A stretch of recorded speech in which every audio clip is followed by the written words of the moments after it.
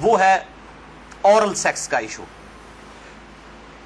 جس کی مختلف شکلیں جو ہیں وہ معاشرے کے اندر رائج ہیں، کچھ صحیح ہیں کچھ غلط ہیں۔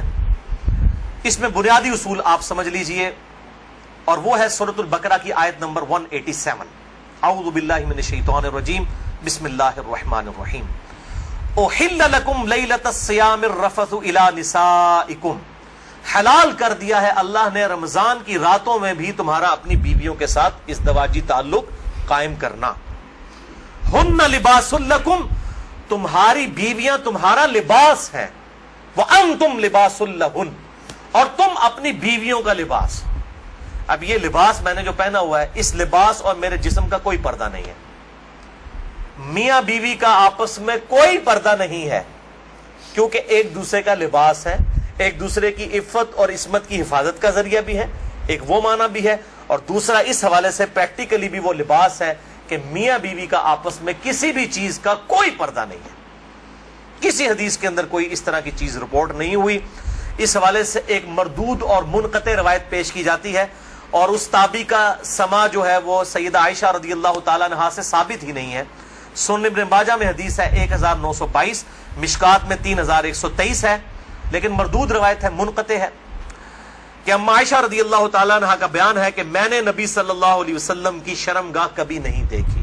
لیکن یہ روایت ہی ضعیف ہے، جس کی بنیاد کے اوپر لوگوں نے اورل سیکس کے حوالے سے عجیب و غریب فتوے دیے، اور کہا کہ جی میاں بیوی ایک دوسرے کی شرمگاہ کو نہیں دیکھ سکتے، یعنی وہ کہتے ہیں دیکھ ہی نہیں سکتے، اگلی بات تو آپ چھوڑ ہی دیں۔ تو یہ حدیث ہی بالکل جو ہے وہ منقطع ہے اور مردود روایت ہے، جس کی بنیاد پہ یہ پورے کا پورا ایک اسکول آف تھاٹ کھڑا کیا ہوا ہے۔ بھائیو، اسلام میں ایز سچ اورل سیکس کی کوئی ممانعت نہیں آئی، سوائے وہ قوم لوط والا جو اینل سیکس ہے اس کو ضرور ایڈریس کیا گیا۔ اس حوالے سے جتنی بھی باتیں کی جاتی ہیں وہ علماء کے فتوے ہیں، اور ظاہر ہے کہ جب فتویٰ ہوگا تو وہ ایکسپرٹ اوپینین ہے، وہ اجتہادی ایشو ہے، اس میں کوئی شخص بھی دلائل کے ساتھ کسی کے ساتھ اختلاف کر سکتا ہے، اور اس کو آپ کتاب و سنت کی نص کی طرح بالکل فائنل اتھارٹی نہیں مان سکتے، اس کے لیے دلائل دینے کی ضرورت ہوگی، زبانی کلامی نہیں کہ میرا دل نہیں مانتا، یہ چیزیں اس طریقے سے نہیں۔ بہرحال اورل سیکس کے حوالے سے میڈیکل ایشو ضرور ریزالو کرنا چاہیے، کیونکہ اس قرآن حکیم نے ہمیں دو ہی علوم بتائے ہیں، ایک ریویلڈ نالج جو وحی کا علم ہے، اور دوسرا acquired knowledge, the knowledge obtained through observations and experiments، science کا علم۔ ان دو میں سے اگر ایک علم بھی یہ چیز ویریفائی کر دے کہ اس طرح کا ایکٹ جو ہے صحت کے لیے نقصان دہ ہے، تو پھر اس کی اسلام میں اجازت نہیں ہوگی۔ مثال کے طور پر یہ جو یورینیم ہے، اگر آپ اس کو نیکڈ ہاتھ لگائیں گے تو سکن کینسر اس کی وجہ سے ہو سکتا ہے، یہ قرآن و حدیث میں نہیں موجود لیکن سائنٹیفکلی پروف ہے، تو یہ اس کو پھر اس طریقے سے پریکٹس کیا جائے گا اور بچا جائے گا۔ اس حوالے سے میں نے گفتگو بھی کر دی ہے، مسئلہ نمبر 39، علم وحی اور علم سائنس کی اہمیت اور ان کا دائرہ کار، اہل سنت پاک.com پہ۔ بہرحال میں نے اشارتاً اب گفتگو کر دی ہے، عقل مند کے لیے اشارہ کافی ہے، اس میں مزید ڈیٹیل میں جانے کی ضرورت نہیں ہے۔ البتہ آخر میں سیکس کے اعتبار سے دو بڑے کریٹیکل ایشوز ہیں، ان کو ایڈریس کر دوں۔ بڑے دو اہم مسائل ہیں، تاکہ کوئی تشنگی باقی نہ رہے۔ پھر بھی اگر کسی کی کوئی تشنگی باقی رہے، لیکچر کے اینڈ پہ پوچھ سکتے ہیں، یا بعد میں بھی مجھے ای میل کر سکتے ہیں، mirza_95@yahoo.com۔ اور ای میل کے حوالے سے میں آج کل بڑی آزمائش سے گزر رہا ہوں، ای میلز جو ہیں وہ سینکڑوں ہزاروں تک پہنچ جاتی ہیں، اس لیے بعض کا 7-8 دن لگ جاتے ہیں میں جواب، یعنی پہلے تو ایک دن میں دے دیتا تھا، اب وہ ایک ہفتے سے بھی بڑھ جاتا ہے۔ یہ تو ابھی شکر ہے جو اہل سنت پاک.com پہ آتی ہیں وہ ہمارے فرحان بھائی جواب دیتے رہتے ہیں، ورنہ وہ بھی دینی پڑے، اور واٹس ایپ کا جو علیحدہ سے معاملہ میں نے تو وہ مصیبت پالی نہیں ہوئی ہے، کیونکہ میں اس کو مینج کر نہیں سکتا۔ تو یہ آخر میں دو اہم ترین مسائل میں نے بیان کرنے تھے اسی سیکس ڈسپلن کے پوائنٹ آف ویو سے۔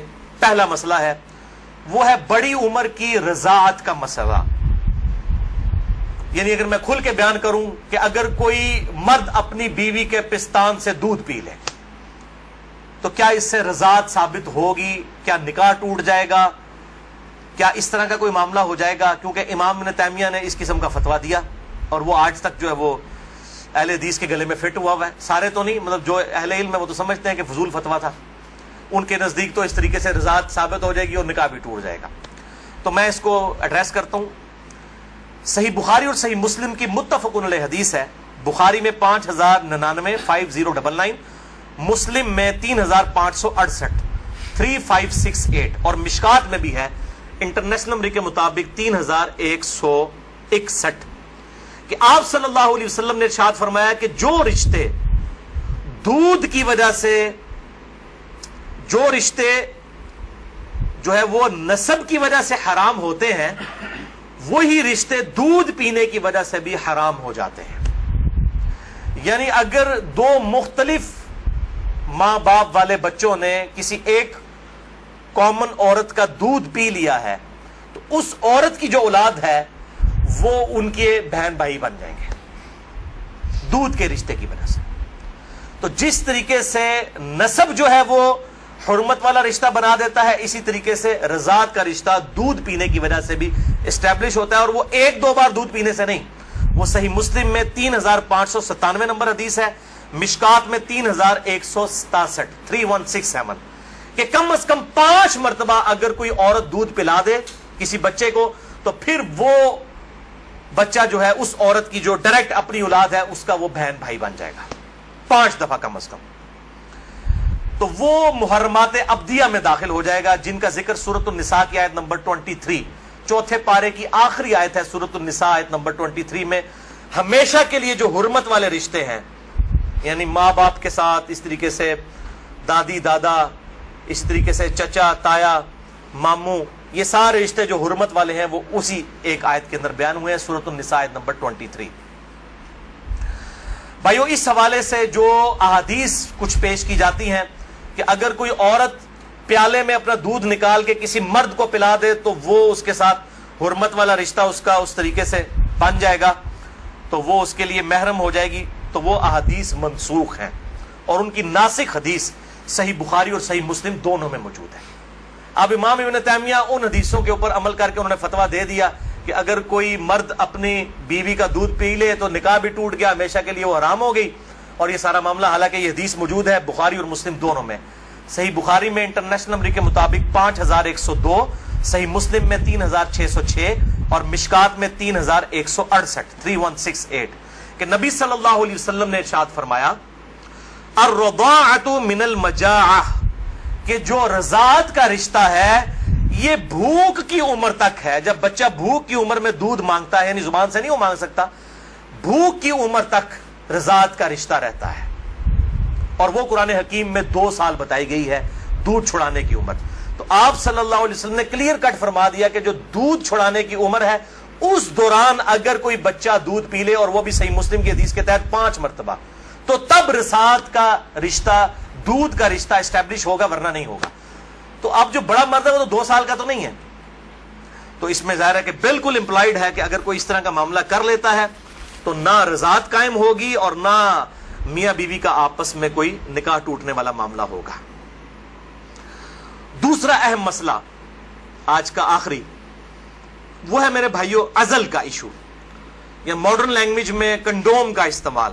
عزل عربی میں کہتے ہیں الگ ہو جانے کو، یعنی جب میاں بیوی ازدواجی تعلق قائم کریں، ڈسچارج کے وقت وہ الگ ہو جائیں، اس کو کہتے ہیں عزل. اور اسی کی ماڈرن فارم جو ہے وہ کنڈوم ہے. فیملی پلاننگ کے پوائنٹ آف ویو سے بھی استعمال کرتے ہیں. اس میں کوئی شک نہیں ہے کہ مفلسی کے ڈر سے فیملی پلاننگ کرنا اسلام میں قرآن حکیم کی آیات کی روشنی میں اس کی کوئی گنجائش موجود نہیں ہے، قطعاً حرام ہے. لیکن اگر عورت کی صحت کا ایشو ہو یا اولاد کی تربیت کے پوائنٹ آف ویو سے کسی کے لیے کوئی ریسٹرکشن ہو، وہ معاملہ الگ ہے، اس کے اوپر وہ والا فتویٰ نہیں لگے گا. اور اس کے ثبوت میں 3 حدیثیں پیش کروں گا، تینوں صحیح بخاری اور صحیح مسلم سے. لیکن اس میں یاد رکھیں کہ جو لوگ اس حوالے سے مرد اپنی نس بندی کروا لیتے ہیں، یعنی سیکچولی ڈسیبل ہو جاتے ہیں ہمیشہ کے لیے، جان بوجھ کے میڈیکلی کروا لیتے ہیں، یا عورتیں اپنی یوٹرس نکلوا دیتی ہیں، اگر کوئی بیماری یا کینسر والا ایشو نہ ہو وہ الگ بات ہے کہ جی تاکہ جی ہمیشہ کے لیے معاملہ اسٹیبلش ہو جائے، یہ قطعاً حرام ہے اور بدعت کبریٰ ہے. یہ اللہ کی شریعت کو بدلنا ہے، اللہ کی تخلیق کو بدلنا ہے. سورۃ النساء نمبر 119 کے تحت یہ قطعاً حرام اور شیطانی فعل ہے. کوئی مرد جو ہے اپنے آپ کو خصی کروا لے، یا کوئی عورت اپنی یوٹرس اور ہم جو ہے وہ حمل کا جو ذریعہ ہے اس کا رحم اس کو نکلوا دے.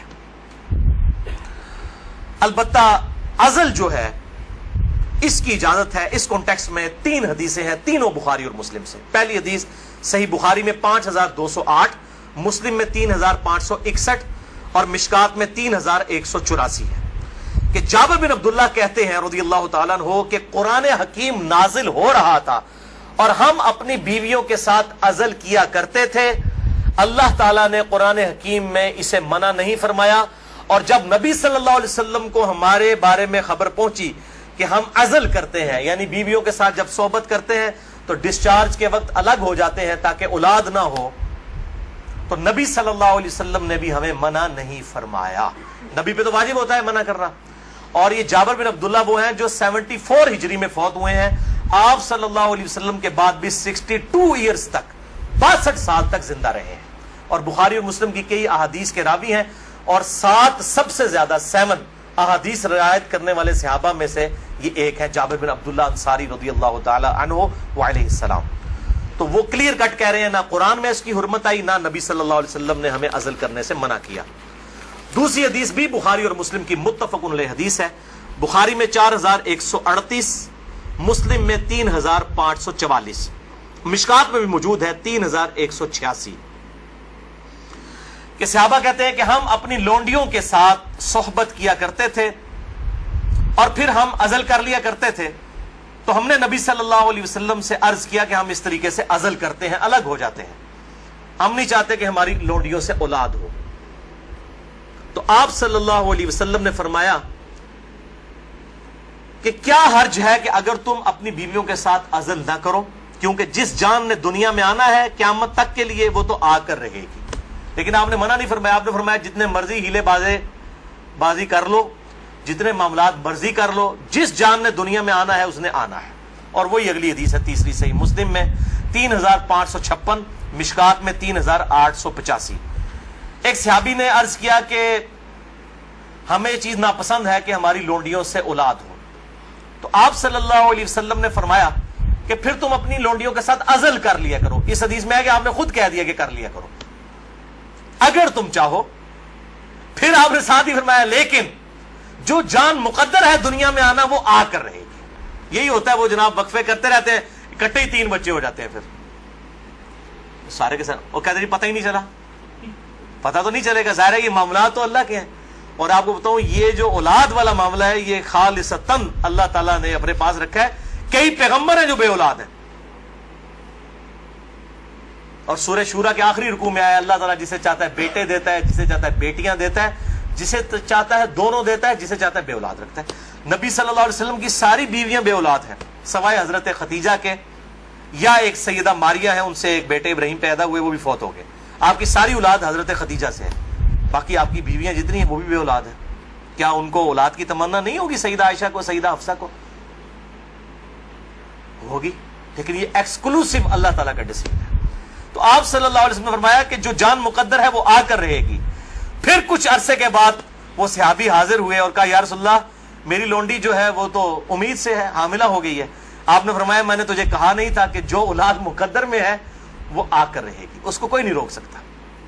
تو یہ چیزیں یعنی انسان اگر سمجھتا ہے رک جائے تو ایسا نہیں. لیکن یہ یاد رکھیے یہ لونڈیوں والا معاملہ ہے جو آزاد عورت ہے, کیونکہ ہماری بیویاں تو لونڈیاں نہیں ہوتی ہیں, تو آزاد عورتیں ہیں. آزاد عورت کے ساتھ عزل کرنے کے لیے بیوی کی اجازت کی بھی ضرورت ہے.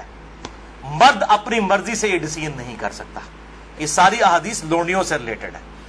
آزاد عورت اور بیویوں کے معاملے میں میاں بیوی دونوں کا راضی ہونا ضروری ہے. لہذا اس حوالے سے صحیح مسلم سے ایک حدیث جو پیش کی جاتی ہے اور کچھ اور روایتیں کہ عزل کرنا گویا کہ زندہ بچے کو گاڑ دینا ہے یا اولاد کا قتل ہے, وہ تمام احادیث کراہت کے اوپر مبنی ہے یا پھر وہ منسوخ تصور کی جائیں گی ان احادیث کی روشنی میں. اور الحمدللہ اسی پہ امت کا اجماع ہے. عزل کے جواز کے سب لوگ قائل ہیں, جس کی ماڈرن فارم جو ہے وہ کنڈوم کا استعمال ہے. لیکن اگر ایک دفعہ پریگنینسی آئیڈینٹیفائی ہو جائے, خواہ ایک دن کی ہو, لوگ پوچھ رہے ہوتے ہیں جی علیحدہ 40 دن ہی گزرے نے جی, 40 دن کے اندر ایک دن کی بھی پریگنینسی ہو, اس کو ضائع کروانا قطعاً حرام گناہ کبیرہ ہے, اولاد کا قتل ہے, خواہ ایک دن کی ہو. کوئی اس میں نہیں ہے جی چوتھے مہینے روح ڈالی جاتی ہے. بھائی چوتھے مہینے روح ڈالی جاتی ہے تو اس سے پہلے کیا ہوتا ہے, بچہ بڑا تو ہو رہا ہوتا ہے. وہ روح کے ساتھ زندگی کا ایشو اور ہے, روح کے بغیر بھی ایک زندگی ہے, وہ ایشو اور ہے. وہ بھی تو بچہ جو ہے ایک ایمبریو سے ایک جو ہے وہ جنین سے معاملات بڑھتے بڑھتے آگے جاتے ہیں، تو وہ بھی ایک زندگی ہے، روح کے ساتھ ایک اور زندگی ہے، روح کے بغیر بھی زندگی اس کے اندر موجود ہے۔ اسی لیے اگر مردہ بچہ بھی پیدا ہو تو راجح قول جامعہ ترمذی اور ابو داؤد کی حدیث کے تحت یہی ہے کہ اس کا جنازہ بھی پڑھایا جائے گا۔ اور لوگ کہتے ہیں جی زندہ پیدا ہوگا تو پھر پڑھایا جائے گا، مردہ بھی پیدا ہو ماں کے پیٹ میں تو وہ زندہ ہی تھا نا، ایگزسٹ تو کرتا تھا نا، تو افضل قول یہی ہے کہ اس کا جنازہ پڑھا جائے گا۔ تو یہ میرے بھائیوں کچھ اس حوالے سے چیزیں تھی جو میں نے بیان کر دی۔ البتہ اگر کسی عورت کی زندگی موت کی کشمکش بن جائے، اس صورت میں اگر وہ پریگنینسی کا بھی ضائع کروا دیتی ہے پھر اس پہ شرع گرفت نہیں، لیکن زندگی موت کی کشمکش اس سے کم پہ نہیں، صحت کا معاملہ نہیں، بیوی کمزور ہے یہ معاملہ نہیں، واقعی زندگی موت کی کشمکش بن جائے تو پھر وہ اسی طریقے سے جو سورۃ النحل کے اندر آیا کہ اس وقت تو اگر کوئی کلمہ کفر بھی کہہ دے اور دل میں ایمان ہو تو اللہ تعالیٰ گرفت نہیں فرمائے گا۔ اور اس حوالے سے ہمارے پڑوسی ملک انڈیا کے اندر آج سے کئی سال پہلے، تقریباً 15 سال پہلے کی رپورٹ ہے کہ روزانہ 3000 بچیاں ماں کے پیٹ کے اندر ہی پریگنینسی ان کی ضائع کر دی جاتی ہے جب یہ پتا چلتا ہے کہ یہ بچیاں ہیں۔ یعنی قرآن اگر کہتا ہے نا بچیوں کو دفن کرنا یہ گناہ کبیرہ ہے، تو یہ گناہ آج تک چل رہا ہے۔ بیسک ہیومن انسٹنکٹ تو بدلی نہیں ہے نا۔ 3000، اسی وجہ سے انڈیا میں مردوں کی تعداد عورتوں سے زیادہ ہے۔ ویسے آپ حیران کن بات آپ کو بتاؤں، اس سال پاکستان کی رپورٹ بھی آئی ہے، پہلے پاکستان میں 52% عورتیں تھیں اور 48% مرد تھے، لیکن اب مردوں کی پرسنٹیج عورتوں سے پاکستان میں بھی بڑھ گئی ہے، اور اس کی مین ریزن ہی یہی ہے۔ یہ بہت بڑا گناہ ہے اور اللہ تعالیٰ پالنے والا ہے۔ 1901 کے اندر، یعنی جب 20ویں صدی کا آغاز ہوا، 1 ارب آبادی تھی، پھر اللہ تعالیٰ نے سائنس کی ترقی کرائی، انسان نے بیماریوں کا کنٹرول اس فزیکل فینومینا آف نیچر سے سیکھ لیا، اور اس وقت 1901 میں کہا جاتا تھا کہ 2001 کے اندر اگر دنیا کی آبادی ڈبل ہو گئی نا تو روٹی نہیں کوئی کسی کو ملے گی۔ اس وقت 1 ارب تھی 100 سال پہلے، یا آج سے 116 سال پہلے، تو 100 سال کے بعد 2 ارب آبادی نہیں ہوئی ہے، 3 ارب بھی نہیں ہوئی، 4 ارب بھی نہیں ہوئی، 5 ارب بھی نہیں، 6 ارب بھی نہیں، 7 ارب آبادی ہو چکی ہے، لیکن زمین نے اپنے خزانے اگل دیے۔ آپ جدھر جائیں، میں قسم سے منڈی سے گزرتا ہوں، اتنا فروٹ ہے ختم نہیں ہوتا۔ اس وقت موچی جوتیاں بناتے تھے، آج چائنا نے مشینوں کے اوپر اتنی جوتیاں بنا دی ہیں کہ دنیا میں 6 ارب انسان، اگر ہر انسان 10-10 جوڑے بھی خرید لینا وہ ختم نہیں ہوتے۔ تو سائنس نے ترقی کی ہے۔ جس زمین سے 40 من گندم نکلتی تھی آج 400 من نکل رہی ہے، 10 گنا زیادہ۔